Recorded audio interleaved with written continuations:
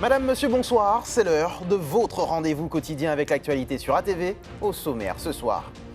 Fort-de-France touché par de nouvelles scènes de violence armée. Une fusillade a fait au moins 4 blessés, dont un grave à Renéville. Une enquête est ouverte pour faire la lumière sur ce drame. On en parle dès le début de cette édition. Dans ce journal aussi, nous évoquerons les désaccords entre le comité régional des pêches maritimes et la direction de la mer. Ce matin, une délégation de marins-pêcheurs a exposé les difficultés quotidiennes de la profession. Ils poussent un cri d'alerte. Et puis, 3 chefs pour un menu d'exception. Quand Marcel Ravin, Sébastien Jean-Joseph et Stéphane Nema unissent leurs talents en cuisine. Résultat, des produits locaux sublimés et une gastronomie martiniquaise qui prouve qu'elle n'a rien à envier aux autres. Et on débute donc par cette nouvelle nuit de violence à Fort-de-France. Une fusillade a éclaté hier soir au quartier Renéville. Plusieurs individus seraient arrivés en 2 roues avant de viser directement les victimes. Au moins l'une d'elles a été acheminée au CHUM dans un état grave. Les précisions de Sandrine Claude. C'est aux alentours de 22 h que la fusillade a éclaté hier soir en plein cœur de cette résidence quartier Renéville. Ce matin, les lieux sont désertés, les habitants calfeutrés. Les coups de feu ont fait 3 blessés, une victime touchée à la tête, retrouvée inconsciente, un trentenaire et un sexagénaire, tous deux également blessés à la tête mais conscients à l'arrivée des secours. Des faits qui pourraient venir d'un règlement de compte selon des sources policières. Une enquête a été ouverte pour en déterminer les circonstances et retrouver le ou les auteurs des tirs par arme à feu. Et puisque l'on parle de fusillade, les réquisitions sont tombées dans le procès en appel d'Elisha William et elles sont lourdes. 30 ans de réclusion criminelle et l'expulsion définitive du territoire. Pour rappel, l'accusé avait écopé de 25 ans de prison en première instance pour le meurtre de Grégory Meranos, des faits qui remontent à 2024. À la une aussi de l'actualité, les professionnels de la mer poussent un cri d'alerte. Sous l'impulsion du comité régional des pêches maritimes, une rencontre s'est tenue aujourd'hui avec la direction de la mer. Plusieurs dizaines de marins-pêcheurs sont venus exprimer leurs difficultés au quotidien. Sandrine Claude. C'est à huis clos que se déroule ce matin une réunion très attendue par les marins-pêcheurs. Face à la direction de la mer, ils sont venus exprimer leurs réserves et inquiétudes actuelles. Il y a un renouvellement de la flotte en cours où beaucoup de jeunes demandent à être aidés, ils ne sont pas aidés et que d'autres collègues sont aidés. Et donc, on voit qu'il y a plus ou moins, moi je vais employer le mot, une incohérence par rapport à notre pluriactivité. Sur la déclaration sociale nominative, il faut avoir une pérennité dans le secteur. Aujourd'hui, les jeunes marins-pêcheurs qui entrent dans le métier, quand on me dit qu'il y a 63% de DSN fait en Martinique, il faut qu'on m'explique. 63% de rien, c'est rien du tout. Donc, vous enrôlez un jeune à la journée, au nombre de jours, mais ça ne lui garantit pas l'année complète. Donc, si aujourd'hui, on doit transmettre ce métier à un jeune, il faut qu'il ait l'année complète. Au cœur des crispations, le VMS, un système de GPS qui localise en permanence les embarcations. Le dispositif servirait au contrôle et au suivi des professionnels sur les zones de pêche. Une mesure très mal reçue par ces derniers, dans un contexte de recrudescence des vols de moteurs. Les collègues de l'Hexagone souffrent énormément avec cet outil, donc Vessel Monitoring System, où c'est un outil de flicage. Donc je ne peux pas admettre aujourd'hui que le président que je suis ait voté contre ça, parce qu'aujourd'hui on se rend compte que sur le territoire de la Martinique, il y a une recrudescence des vols de moteurs, et cet outil ne ramènera pas le moteur. Donc aujourd'hui, nous disons non. En août 2026, nous devons, si nous le souhaitons, faire une dérogation. Et malheureusement, nous ne souhaitons pas cette dérogation. Une nouvelle fois, c'est toute une profession qui lance un cri de détresse sur des faits mettant, selon elle, en péril son exercice. Les marins-pêcheurs attendent aujourd'hui des gestes forts de la part des autorités compétentes. 127 millions d'euros, c'est le montant des investissements réalisés par l'Agence française de développement en 2025 en Martinique. Pour les collectivités et services publics, ce sont 78,4 millions d'euros qui ont été mobilisés, dont 50 pour la CTM. En ce qui concerne le secteur privé, l'AFD a octroyé 45,7 millions d'euros, notamment dans les domaines des énergies renouvelables, de la santé ou encore du tourisme durable. Les précisions de Guillaume Chiron au micro de Loïc Régis. Parce qu'on a un volume d'octroi qui est de 127 millions d'euros contre 95 millions d'euros l'an passé. Et puis aussi, au-delà des octrois, donc c'est-à-dire des financements qui sont accordés par notre conseil d'administration, on a aussi, ce qui est le plus important, c'est les versements. Parce que les versements, c'est ce qui crée de l'impact. Donc quand on finance une collectivité et qu'on a derrière des écoles qui sont réalisées, qui sont aux normes parasismiques, des hôtels qui se construisent, des panneaux voltaïques qui sont sur toiture, tout ça, ça a des impacts à l'échelle du territoire. On travaille avec plus de 27 communes, les intercommunalités, donc l'Espace Sud, la CACEM et Cap Nord. Et puis, je crois qu'on est assez bien connus, elles savent quels sont les différents outils qu'on leur met à disposition, que ce soit sous forme de prêt, mais aussi sous forme d'accompagnement, de renforcement de capacité avec le fonds Outre-mer, qui est un fonds donc en subvention pour financer des études, du renforcement de capacité, le plan séisme-anti, etc. Non, à l'échelle globale du territoire, et des communes se portent globalement bien. Bien entendu, la situation est diverse, hein, mais il y a une capacité d'investissement qui reste non négligeable. D'ailleurs, je vous donne rendez-vous au mois de septembre parce qu'on produira ce qu'on appelle l'Observatoire des communes, comme on le fait chaque année, où on essaie d'évaluer, d'analyser la situation financière des communes, leur capacité d'investissement, leur épargne nette, etc. Carnet noir, Denise Marie s'est éteinte à l'âge de 83 ans. Fondatrice de l'Association des consommateurs martiniquais, elle a dirigé la structure jusqu'à sa fermeture en 2023. Preuve de son engagement sans faille pendant plus de 3 décennies. Nous adressons nos sincères condoléances à sa famille ainsi qu'à ses proches. Je vous propose à présent d'enfiler votre toque. Le chef étoilé Marcel Ravin nous invite derrière les fourneaux. À ses côtés, 2 autres chefs martiniquais de grand talent, Sébastien Jean-Joseph et Stéphane Nema. Un trio d'exception pour un menu 5 étoiles. Le reportage de Ryan Anéas et Loïc Régis. Les rêves des amoureux sont comme le bon vin. Les casseroles s'agitent, les gestes s'enchaînent. Dans cette cuisine du restaurant Misa, le chef Marcel Ravin signe un repas à 6 mains, entouré de 2 anciens de sa brigade, devenus chefs à leur tour, Sébastien Jean-Joseph et Stéphane Nema. Une façon pour lui de prolonger ce qu'il considère comme essentiel, la transmission. On est des passeurs, des transmetteurs. Il faut pouvoir donner aux générations futures, leur montrer et leur donner des exemples. Et donc, je veux dire que chez nous, à la Martinique, il y a aussi de très belles choses qui peuvent se faire et que tout n'est pas lié à travers la violence, à travers tout ce qu'on veut nous faire voir, mais qu'il peut y aussi avoir des moments de haute gastronomie. Et c'est ce que j'ai voulu faire avec Sébastien, ici, chez lui, dans sa maison. 2 parcours marqués par l'apprentissage et surtout par la fierté de revenir travailler aux côtés de celui qui les a formés. C'est quelqu'un qui est énormément dans l'échange, énormément dans la transmission. Donc pour nous et même toutes les équipes, hein, c'est un bonheur pour nous de l'avoir dans la cuisine, un petit moment pour lui faire goûter des choses. Et c'est grâce à lui que je me donne les moyens, grâce à tous ces jeunes en fait, quand je vois que le chef justement Sébastien aussi il est revenu ici, ça nous pousse à vraiment de... Oui, c'est mon fils. c'est mon père, même pas spirituel, c'est mon père culinaire. Et même au-delà de ça, parce qu'il m'a fait grandir au dehors de la cuisine. Et pour ce dîner à 6 mains, l'un de ces anciens cuisiniers devenus chef nous dévoile un menu entièrement pensé autour du produit local, entre héritage martiniquais et créativité contemporaine. On est parti en poisson sur un blaf revisité où vous avez, je ne sais pas si vous savez, le petit côté fond de casserole qu'on aime bien dans le blaf avec le riz qui colle. C'est ça qu'on a voulu vraiment mettre en avant sur ce blaf-là avec le chef.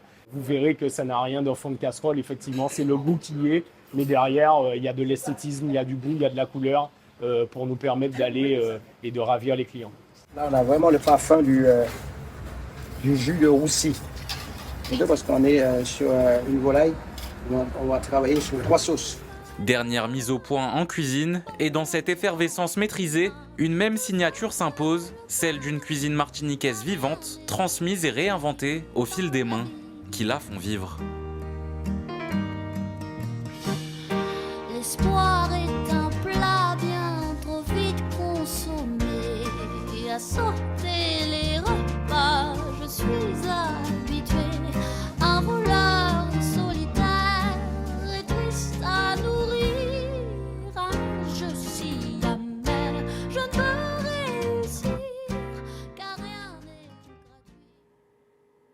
voilà qui met l'eau à la bouche.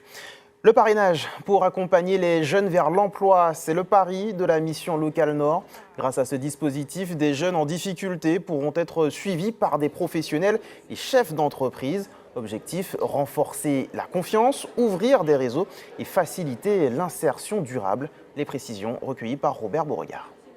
De ce parrainage, en fait, j'attends de pouvoir recevoir des conseils, voilà, un accompagnement qui me permettra d'avoir un éclairage sur mon projet professionnel. On sous-estime la capacité de créative qu'on a en Martinique et qui est portée par des jeunes et qui souvent partent parce qu'ils n'ont pas reçu un accueil en local. De pouvoir rencontrer quelqu'un qui pourra m'aider, me soutenir, me donner des conseils. Une belle opportunité pour moi parce que bon, j'ai une certaine expérience de l'entreprise d'un côté et d'autre part, je me rends compte qu'il y a beaucoup de jeunes qui sont un petit peu perdus. J'ai eu l'honneur d'être parrainée par Valérie Hugues Despointes et j'attends d'elle qu'on apprenne à se connaître, à avoir des conseils d'elle et pour pouvoir m'aider à m'évoluer dans un domaine professionnel.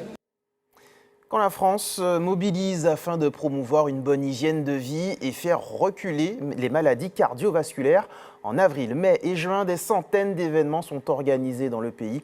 Parmi eux, le rendez-vous de dimanche sur le parking du stade Georges Gratien au Lamentin.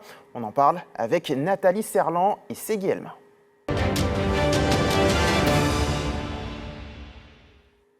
Bonsoir à tous les deux. Bonsoir. Merci d'avoir accepté notre invitation. Alors Nathalie Serlan, vous êtes responsable du club Cœur et Santé. Ségui Elma, vous êtes membre du conseil d'administration du Madinina Bikers. Les deux entités qui sont à l'origine donc de ce parcours du cœur dimanche au Lamentin.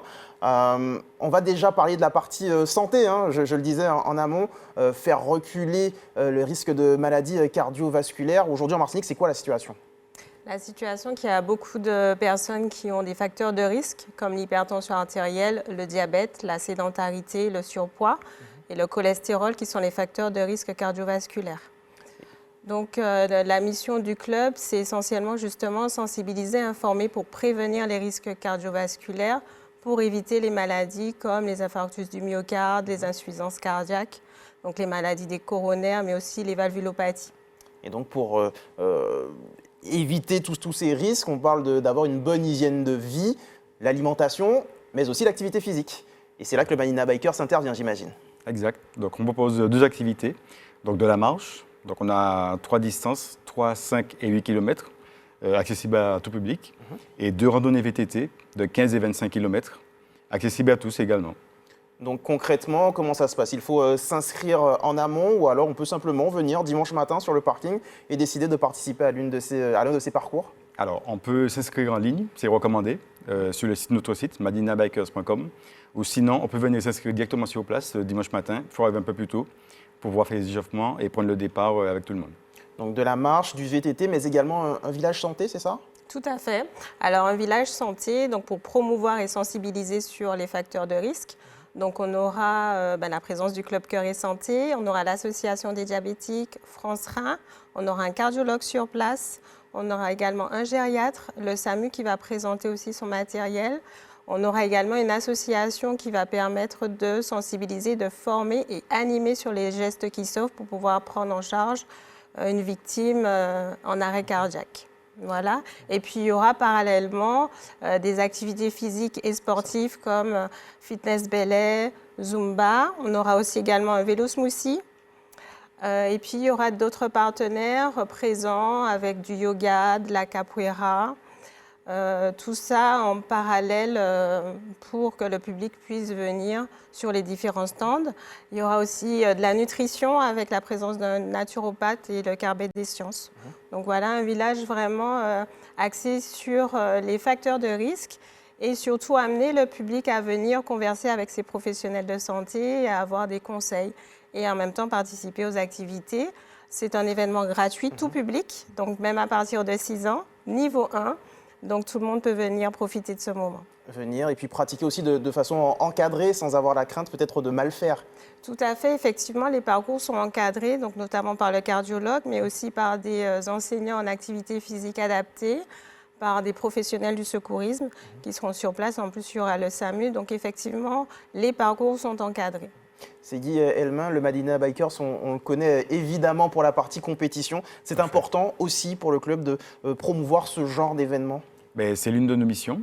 Donc, on est en plein dedans. Donc, on a accepté volontiers de participer à la manifestation parce que ça fait partie de cœur de notre mission, oui.